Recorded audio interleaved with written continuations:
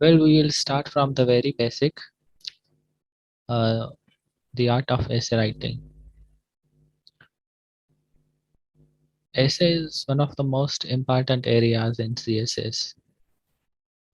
ऐसे लिखना, ऐसे पढ़ना ये बहुत ही इम्पोर्टेंट है क्योंकि यही वो वाइड सब्जेक्ट है जिसको लेकर काफ़ी कैंडिडेट्स बहुत परेशान होते हैं। तो ऐसे पास करना, ऐसे लिखना ये एक आर्ट है ना, जो वक्त के गुजरने के साथ और प्रैक्टिस करने के साथ आप बेहतर तरीके से यानी कि ऐसे जो है एस कर सकते हैं। तो किस तरह से हम ऐसे पास कर सकते हैं, टेक्निक्स क्या हैं, एक स्ट्रॉन्ग और अच्छा ऐसे कैसे लिखा जाता है, we will read and we will study throughout this session, and this session is going to be very fruitful for all of us.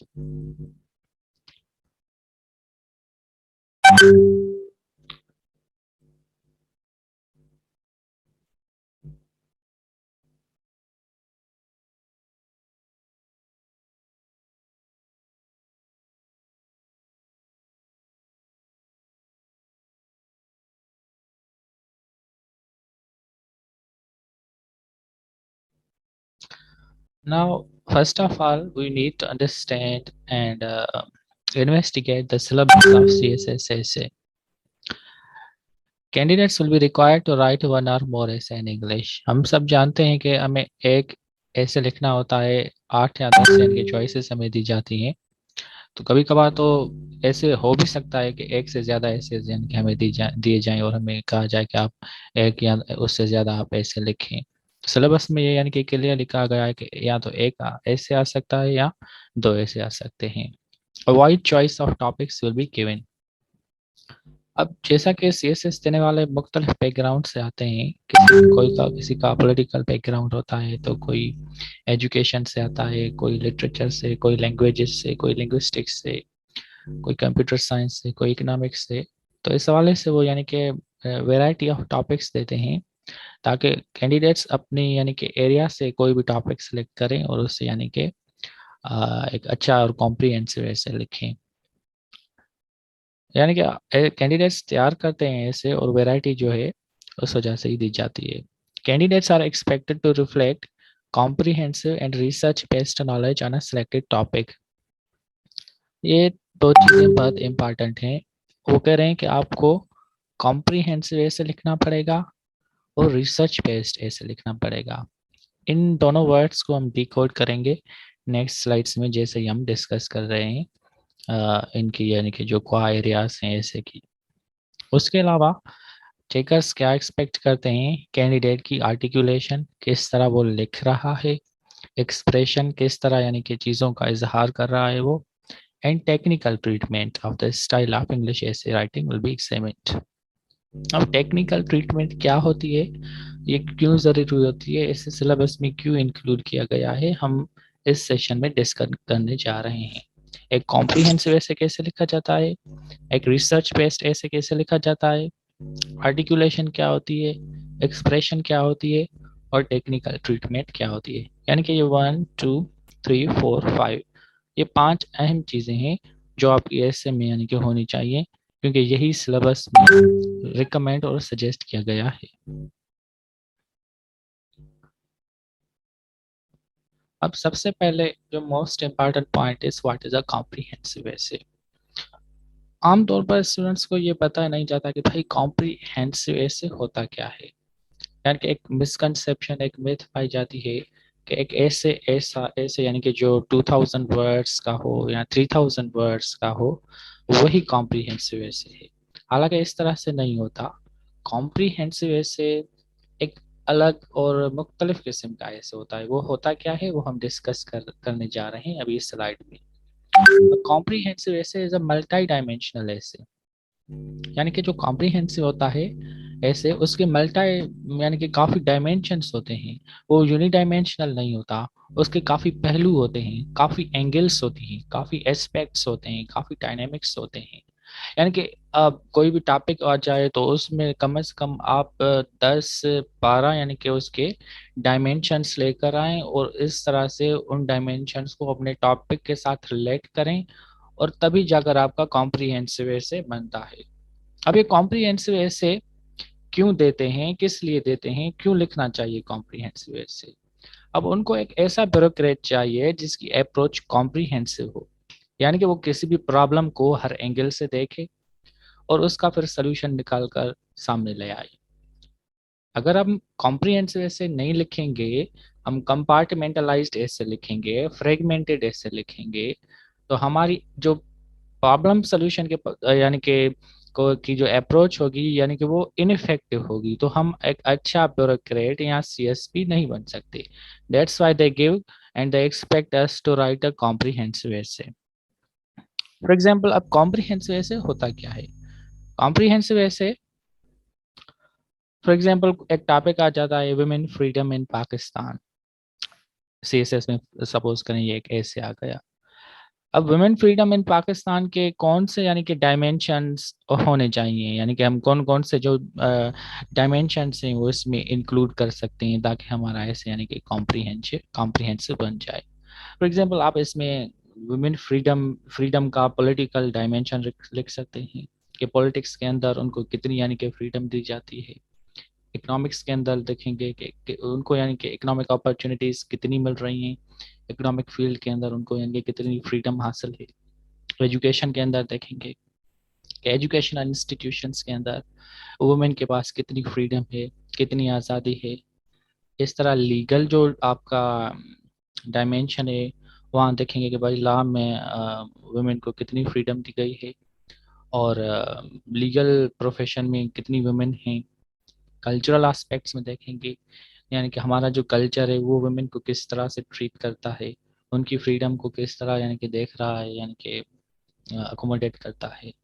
Religious point of view से देखेंगे कि भाई religious point of view freedom को restrict करता है या freedom देता है। इस तरह से आप सोशल डायमेंशन देखेंगे और सोशल डायमेंशन में ये देखेंगे कि भाई सोसाइटी जो है किस तरह से यानी कि वुमेन फ्रीडम को देख रही है।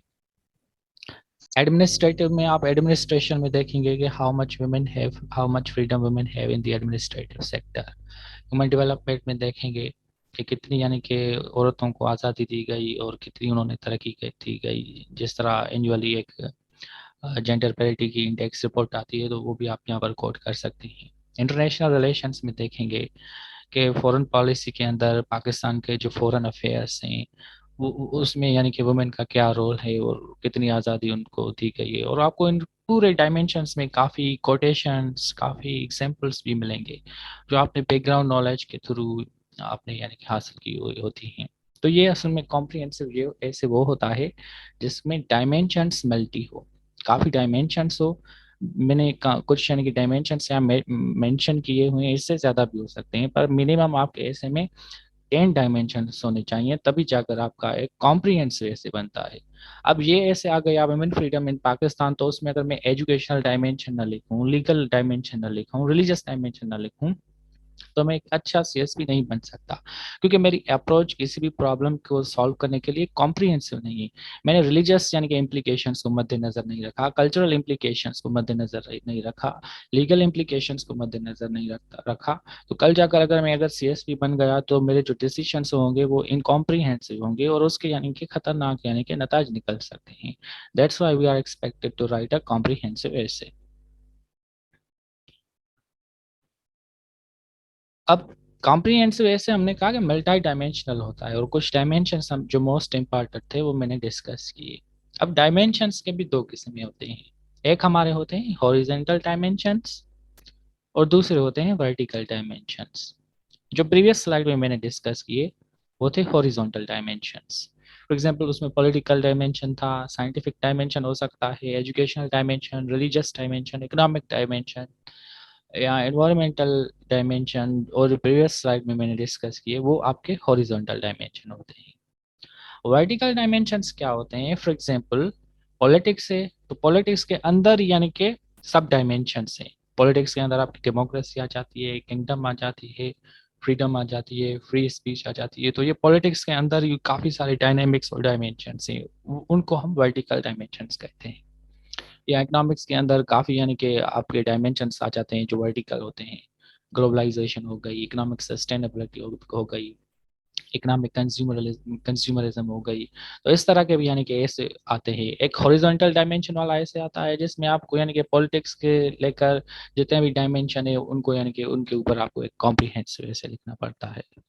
दूसरे वर्टिकल डायमेंशंस वाले ऐसे होते हैं। एक ऐसे आ गया इकोनॉमिक सस्टेनेबिलिटी पर। अब ऐसे ऐसे के अंदर हम पॉलिटिक्स या साइंस या एजुकेशन रिलीजन पे तो बात नहीं कर सकते ना। तो हम वर्टिकल डायमेंशंस लेकर आएंगे और उस पर यानी कि जाकर एक कॉम्प्रिहेंसिव ऐसे लिखेंगे। तो आपको ये केयर करना पड़ेगा कि ये जो ऐसे मैं करने जा रहा हूँ इसमें हॉरिजॉन्टल डायमेंशंस लिखने होंगे या वर्टिकल डायमेंशंस लिखने होंगे। अब लास्ट ईयर जो ऐसे आया था इकोनॉमिक कंज्यूमरिज्म, तो वो बिल्कुल इकोनॉमिक्स से आया था। तो उसमें आपको वर्टिकल डायमेंशंस पर ऐसे लिखना था। और एक सोशल डिजिटल डेमोक्रेसी द्वारा जो आया था तो उसमें यानी कि वर्टिकल डायमेंशंस आपने आपने लिखने थे। तो इस तरह से आपको केयर करनी है कि हॉरिजॉन्टल डायमेंशंस वाला ऐसे है या वर्टिकल डायमेंशंस वाला ऐसे है। अच्छा, कॉम्प्रिहेंसिव ऐसे लिखने के बाद जो एग्जामिनर दूसरी एक्सपेक्टेशन करते हैं कैंडिडेट से वो है रिसर्च बेस्ड नॉलेज। अब रिसर्च ये नहीं कि हमने गूगल पर कोई चीज़ ब्राउज की, लिखी, फिर वही जाकर ऐसे में जाकर रिप्रोड्यूस कर दी, इस तरह नहीं होता। अब रिसर्च होता क्या है? रिसर्च एक सिस्टमेटिक और साइंटिफिक प्रोसीजर है जिस प्रोसीजर के कुछ मखसूस स्टेप्स हैं। और उन स्टेप्स को फॉलो करने के बाद साउंड और सिस्टमेटिक नॉलेज प्रोड्यूस की जाती है। अब जैसे कि सीएसएस के जो कैंडिडेट्स हैं वो आमतौर पर सेकेंडरी डेटा इस्तेमाल करते हैं जो उनको न्यूज़पेपर से मिलता है, बुक्स से मिलता है, या और जो दूसरे रिसोर्सेज से वहाँ से मिलता है। अब रिसर्च के यानी कि एक अच्छा ऐसे लिखने के लिए हमें सबसे पहले एक रिसर्च बेस्ड और ऑथेंटिक नॉलेज चाहिए, और उस हवाले से हम डेटा कलेक्शन का प्रोसेस जो है पहले दिन से ही शुरू कर सकते हैं। अब कहाँ से डेटा उठाना है उस हवाले से मैंने कुछ चीज़ें यहाँ मेंशन की हैं। सबसे पहले हमारे आ जाते हैं ऑथेंटिक बुक्स। ऑथेंटिक बुक्स ऐसे बुक्स हैं जो ऑल ओवर द वर्ल्ड यानी कि रिकग्नाइज्ड हों। एक तो आपको सीएसएस के सजेस्टेड बुक्स हैं जो आप सब्जेक्ट्स के लिए पढ़ते हैं, अगर उनसे आपको डेटा मिल रहा है तो वहाँ से आप डेटा ले सकते हैं। दूसरे जैसे ऑक्सफोर्ड यूनिवर्सिटी वाले हो गए, या कैम्ब्रिज यूनिवर्सिटी प्रेस वाले हो गए, या रूटलेज वाले हो गए, या स्प्रिंगर वाले हो गए, या और भी जैसे ब्रिल हो गया, ये यानी कि वर्ल्ड रिकग्नाइज्ड पब्लिशर्स हैं। तो अगर इनके बुक्स आप पढ़ते हैं और वो साइंस से या रिलीजन या जो आपका ऐसे जिन एरियाज पे आप काम कर रहे हैं उनसे रिलेटेड हैं, तो read such books and collect data from those books. The other way is reading trustworthy newspapers. अब मार्केट में काफ़ी न्यूज़पेपर्स अवेलेबल हैं। ठीक है, आप मुख्तलिफ न्यूज़पेपर्स पढ़ें, वहाँ से यानी कि डेटा कलेक्ट करें। डेटा कलेक्ट करने के बाद उस डेटा को प्रोसेस करें कि भाई कौन सी चीज़ मुझे काम में आने वाली है और कौन सी चीज़ मेरे काम की नहीं। तो जो काम वाली चीज़ें उनको आप अपने यानी कि डेटा में इंक्लूड करते हैं, बाकी जो काम की नहीं है उन्हें एक्सक्लूड कर दे। ट्रस्टवर्दी न्यूज़पेपर्स आपके डॉन हो गई या दूसरे पाकिस्तानी इंग्लिश न्यूज़पेपर्स हैं अच्छे जो आप पढ़ते हैं वो भी हो सकते हैं, बीबीसी हो गई, अल जजीरा हो गई। तो ये जो ऑनलाइन न्यूज़पेपर्स हैं ये बहुत अच्छे न्यूज़पेपर हैं, तो वो आप भी पढ़ें। उनसे भी काफ़ी डेटा अच्छा यानी कि मिल सकता है आपको। और रिसर्च जर्नल्स जो होते हैं उनसे भी आपको यानी कि अच्छा डेटा मिल सकता है। पर ये आपको ख्याल रखना चाहिए कि जो रिसर्च आर्टिकल मैं पढ़ रहा हूँ किसी भी रिसर्च जर्नल से, वो स्कोपस रिकग्नाइज्ड है हो या वेब ऑफ साइंस रिकग्नाइज्ड हो। क्योंकि ये दोनों ऐसे डेटाबेसेस हैं जो all over the world recognized किए जाते हैं, और हायर एजुकेशन कमीशन भी इन दोनों को रिकग्नाइज करती है। क्योंकि हमारे जो चेकर्स होते हैं वो एकेडमिक बैकग्राउंड से होते हैं, और पेपर सेटर्स भी हमारे जो होते हैं एकेडमिक बैकग्राउंड से होते हैं, वो किसी यूनिवर्सिटी या अच्छे इदारे में काम करते हैं। तो वो एक्सपेक्ट करते हैं कि कोई सॉलिड रिसर्च हो जो ऐसे में पढ़ें और ट्रस्ट वर्दी हो। तो वो नॉलेज या वो डेटा आपको यानी कि HEC रिकग्नाइज्ड जर्नल से मिल सकते हैं, या web of science recognized journal हो, या स्कोपस जर्नल। और अब आपको पता कैसे चले कि ये जो जर्नल है स्कोपस है या ये जो जर्नल है वेब ऑफ साइंस है? तो HEC वालों ने एक लिंक दी हुई है ऑनलाइन, आप गूगल पर जाकर सर्च करेंगे हैक रिकग्नाइज्ड जर्नल्स, तो वहाँ आप कोट कर सकते हैं किसी भी जर्नल का नाम जो आप पढ़ रहे हो, तो वो है वो आपको बताएगा कि ये HEC रिकग्नाइज्ड है या HEC रिकग्नाइज्ड नहीं है। तो आप ऐसे जर्नल्स की लिस्ट बनाएं जो आपके टॉपिक से रिलेटेड हों, जहाँ से आपको यानी कि ऐसे का मटेरियल मिल सके, तो वहाँ से आप एक लिस्ट बनाएं और उन वहाँ से यानी कि जाकर बाद में आप आर्टिकल्स डाउनलोड करें। डेटा आप मैगजीन से भी कलेक्ट कर सकते हैं। एक आप मुख्तलिफ किस्म की मैगजीन्स पढ़ें, पाकिस्तानी मैगजीन्स हैं, इंटरनेशनल मैगजीन्स हैं, तो वहाँ से भी आप यानी कि डेटा कलेक्ट कर सकते हैं। न्यूज़ टीवी चैनल्स हो गए जैसे आजकल काफ़ी काम कर रहे हैं, तो वहाँ से भी आप डेटा कलेक्ट कर सकते हैं। टॉक शोज हो गए, CNN के ऊपर जो हो रहे हैं या अल जजीरा के ऊपर जो हो रहे हैं, तो वहाँ से आप डेटा कलेक्ट कर सकते हैं। यहाँ जो सर्वेज वर्ल्ड है, तो organisation, world economic forum, world trade organisation, Pew research and Gallup survey है, इन सारी चीज़ों को आप अपने ऐसे के अंदर कोड कर सकते हैं। The most important thing is that अगर आप कहीं से भी डेटा ले रहे हैं और उसको अपने ऐसे के अंदर इस्तेमाल कर रहे हैं, तो उसको साइड करें, रेफरेंस दें कि मैंने ये जो आइडिया है या ये एग्जांपल है, मैंने फलां बुक से या फलां रिसर्च पेपर से या फलां मैगजीन से या फलां टीवी चैनल या टॉक शो से या फलां सर्वे से लिया हुआ है। तो ऐसे करने से आपका जो ऐसे है वो प्लेजरिज्म से बच जाता है, क्योंकि जो चेकर होते हैं वो देखते हैं कि भाई ये जो आइडिया लेकर आया है वो कितना ऑथेंटिक है और इसके ऊपर इनकी कितनी रिसर्च हुई है। So that is the most important thing. उसके बाद तीसरी चीज जो हमने अपने सिलेबस में देखी वो थी कैंडिडेट्स आर्टिकुलेशन। आर्टिकुलेशन होती क्या है? Articulation is the way a person articulates और प्रोड्यूसेस हिज और हर ideas on a given topic. How you articulate or write your ideas, that is the most important thing again. अब articulation में language देखी जाती है कि आप सिंपल लैंग्वेज इस्तेमाल कर रहे हैं। अब सिंपल लैंग्वेज में क्या होता है?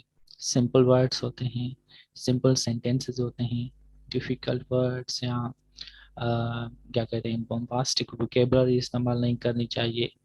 यानी कि आपका ऐसे इस तरह सिंपल हो, अगर 8th क्लास का स्टूडेंट्स पढ़े तो उसे भी यानी कि आसानी से समझ में आ जाए। दूसरी बात जो देखी जाती है कि कैंडिडेट जो लिख रहा है उसकी आर्टिकुलेशन एकेडमिक है या अन एकेडमिक है। एकेडमिक लैंग्वेज वो लैंग्वेज होती है जो हम एग्जामिनेशंस में लिखते हैं या रिपोर्ट्स में लिखते हैं या रिसर्च पेपर्स में लिखते हैं। तो जैसे कि CSS का ऐसे एक फॉर्मल एग्जाम है, तो हमारी जो लैंग्वेज है वो भी एकेडमिक होनी चाहिए। अब एकेडमिक लैंग्वेज होती क्या है वो नेक्स्ट सेशंस में इंशाल्लाह हम डिस्कस करेंगे with examples. The other thing is that आपको ऑब्जेक्टिव होना पड़ेगा, यानी कि आप कोई भी टॉपिक अगर स्टडी कर रहे हैं तो आप उसके यानी कि दोनों यानी कि एंगल्स के को देखें, उसकी पॉजिटिव भी देखें, उसकी नेगेटिव भी देखें, फिर आप अपना एक सिंथेटिक व्यू दें। और इसी तरह से आप यानी कि ऑब्जेक्टिविटी इंश्योर कर सकते हैं अपने ऐसे के अंदर। सब्जेक्टिविटी में ये हो जाता है कि आप एक्सट्रीम लेवल पर कभी कभार चले जाते हैं और आपकी जो पर्सनालिटी है वो यानी कि सब्जेक्टिव जब हो जाती है, तो एग्जामिनर या चेकर को ये महसूस होता है कि ये जो बंदा है यानी कि ये वन साइडेड पर्सनालिटी है, तो वो नेगेटिव इफेक्ट पड़ सकता है उसका आपके ऐसे के ऊपर। और दूसरी बात जैसे मैंने कही कि भाई आपका ऐसे यानी कि इजीली अंडरस्टूड है या नहीं है, यानी कि एक आम सा स्टूडेंट जो स्कूल गोइंग स्टूडेंट है 8th या मैट्रिक क्लास का, अगर वो आपका ऐसे बआसानी से समझ सकता है, it means you are doing well और आपके ऐसे के पास होने के चांसेस ज़्यादा होते हैं। लैंग्वेज आपकी फॉर्मल है या इनफॉर्मल है? इनफॉर्मल लैंग्वेज को अवॉइड करना चाहिए। इनफॉर्मल लैंग्वेज वो लैंग्वेज होती है जो हम आम बोल चाल में इस्तेमाल करते हैं और फ्रेंड्स के साथ इस्तेमाल करते हैं। तो लैंग्वेज हमारी फॉर्मल होनी चाहिए, क्योंकि एग्जामिनेशन में we are suppose to write formal language. ये क्या होती है ये डिटेल में हम नेक्स्ट क्लास में इंशाल्लाह डिस्कस करेंगे विथ एग्जांपल्स। आपको टोन जो है वो भी आपको यानी कि बेहतर यानी कि मेंटेन रखनी है अपने ऐसे के अंदर। आप इस तरह स्टांस न लें कि भाई ऐसे लगे कि कोई एक्सट्रीम लेवल पे जाकर आपने कोई बात कह दी है। आप पोलाइटली यानी कि कोई बात कह सकते हैं बाय यूजिंग हेजेस। तो हेजेस क्या होते हैं, पोलाइट टोन क्या हो सकती है, ये भी हम इंशाल्लाह नेक्स्ट क्लासेस में डिस्कस करेंगे।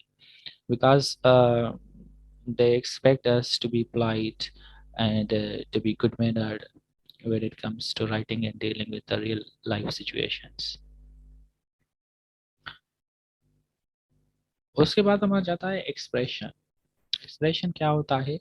The way we express our ideas, जिसे हम उर्दू में इजहार भी कह सकते हैं, ख्यालात का इजहार करना. अब इजहार करने के मुख्तलिफ तरीके हैं. कोई भी टॉपिक आपको दिया जाता है, now you are expected to express your ideas about that topic. Language content तो हमने ऑलरेडी डिस्कस कर दिया है. अब वो ये देखते हैं कि इस टॉपिक को ये कैंडिडेट अप्रोच किस तरह कर रहा है. For example, words negative positive इस्तेमाल कर रहा है, फ्रेजेस नेगेटिव हैं पॉजिटिव हैं, सेंटेंसेस नेगेटिव हैं पॉजिटिव हैं. तो इन वर्ड्स को, इन फ्रेजेस को, इन सेंटेंसेस को देखकर आपकी पर्सनालिटी को जज किया जाता है. सो योर ऐसे is a reflection of your personality. वो आपकी शख्सियत की अक्कासी करता है. अगर आपकी शख्सियत इफेक्टिव होगी तो आपके वर्ड्स से, the choice of words you make in your ऐसे, that will show the type of personality or the type of person you are. Phrases से पता चलता है, सेंटेंसेस से पता चलता है, या डिस्कोर्स मार्कर से, परहैप्स हो गया, फॉर इंस्टेंस हो गया, टू सम एक्सटेंट हो गया. ये डिस्कोर्स मार्कर्स हैं ना, इनसे भी आपकी यानी कि पर्सनालिटी का अंदाजा चिका लगा सकता है कि ये एक्सट्रीम किस्म की पर्सनालिटी है या अकोमोडेटिव पर्सनालिटी है, मैच्योर पर्सनालिटी है, किस टाइप की पर्सनालिटी है जिसने ये इसे लिखा है. तो इन चीज़ों का अक्सर हम इग्नोर करते हैं. तो ये भी मैं मोस्ट इम्पॉर्टेंट थिंग है, इसको भी हम नेक्स्ट क्लासेस में इंशाल्लाह डिस्कस करेंगे. अब टेक्निकल ट्रीटमेंट, तो शायद मेरे ख्याल से लास्ट में थी सिलेबस में. टेक्निकल ट्रीटमेंट होती क्या है? Technical treat language is a kind of language that is specific to a discipline of study. अब जैसे हमने शुरू में देखा था ना कि हमें ऐसे के अंदर वाइड वैरायटी ऑफ टॉपिक्स दी जाती है. अब वो जो टॉपिक्स आए हुए होते हैं ऐसे में, वो मुख्तलिफ डिसिप्लिन से होते हैं. कोई पॉलिटिक्स से होता है, कोई इकोनॉमिक्स पे होता है, कोई एजुकेशन के ऊपर होता है, कोई सोशल मीडिया के ऊपर होता है, कोई हेट स्पीच के ऊपर होता है. इस तरह मुख्तलिफ टॉपिक्स दिए होते हैं. तो हर टॉपिक की, हर डिसिप्लिन की अपनी एक मखसूस लैंग्वेज होती है, एक मखसूस जार्गन, एक वोकेबलरी होती है. अगर रिलीजन वाला ऐसे आ गया, we are expected to write religious language.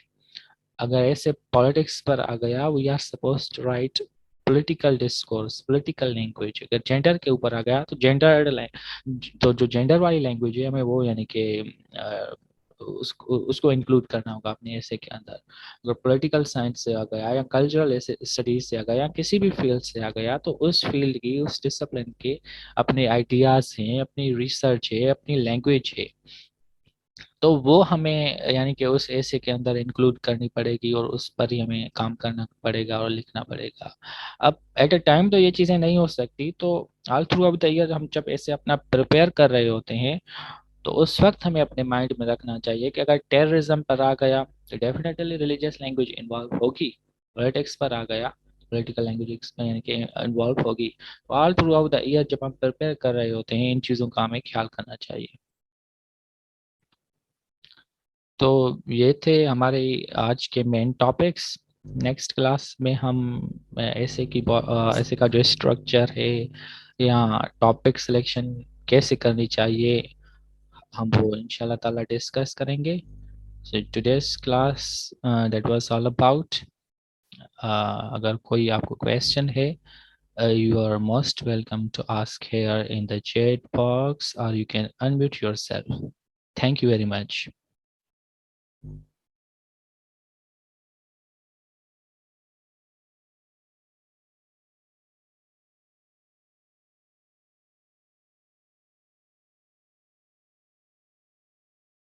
Yes, the grammar portion, I think we have a scheduled class for that grammar portion tomorrow.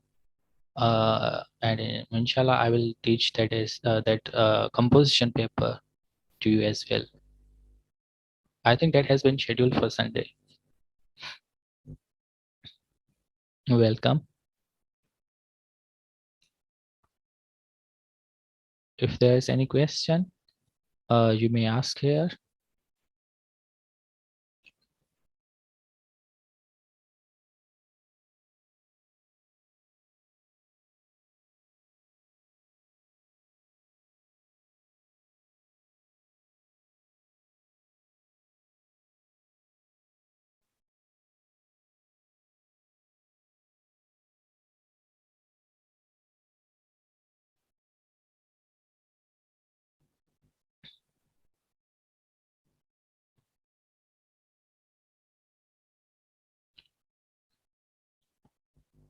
Sir Ejaz, are you there? Do you have any question?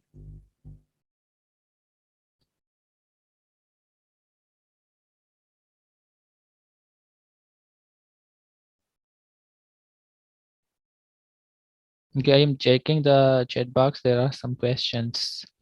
There's one question. So can you give an example कैसे हम source को describe करें? हाँ, यानी कि you are asking कि कोई भी अगर आपको एक रेफरेंस मिल जाता है तो आप ऐसे के अंदर उसको किस तरह से यानी कि साइट कर सकते हैं? That is an interesting question. तो फॉर एग्जांपल अगर आप किसी के कोटेशन को कोट कर रहे हैं, अगर आप उनके एग्जैक्ट वर्ड्स इस्तेमाल कर रहे हैं तो आपको इन्वर्टेड कॉमास में यानी कि उसके वर्ड्स को क्लोज करना पड़ेगा. फॉर एग्जांपल वुमेन फ्रीडम का जैसे मैंने एग्जांपल दिया था, तो किसी भी पैराग्राफ के अंदर आप एक कोटेशन लेकर आते हैं तो उस कोट कहने वाले बंदे का नाम लिखेंगे हम, फुल नेम. फॉर एग्जांपल अमीर अली सेठ, तो सेट के बाद आप कॉलन लिखेंगे, इन्वर्टेड कामाज जैसे ट्रेडिशनल रेफरेंस हम देते हैं, फिर इन्वर्टेड कामाज में आप कोड को क्लोज करेंगे, फुल स्टॉप. That's how. एक तरीका ये है. अगर आप उनके एग्जैक्ट यानी कि वर्ड्स इस्तेमाल नहीं कर रहे हैं और उनको पैराफ्रेज कर रहे हैं तो आप सिंपली उनको उनके नेम को इस्तेमाल करके आप कह सकते हैं अमीर Ali said that women freedom in Pakistan is dash dash dash dash. इस तरह से आप यानी कि without using any inverted commas you can do that. अगर किसी न्यूज़पेपर से ले रहे हैं तो न्यूज़पेपर का आप रेफरेंस देंगे, as it was reported in this newspaper whatever, इस तरह से.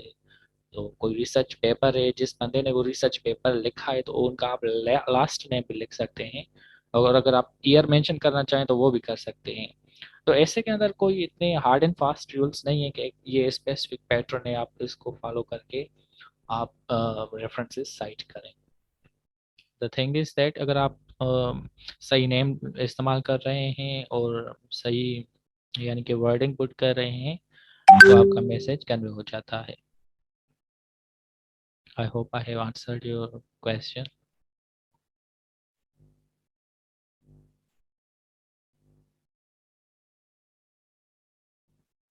Welcome, Lara Fatma. Thank you very much, Mumal Khan.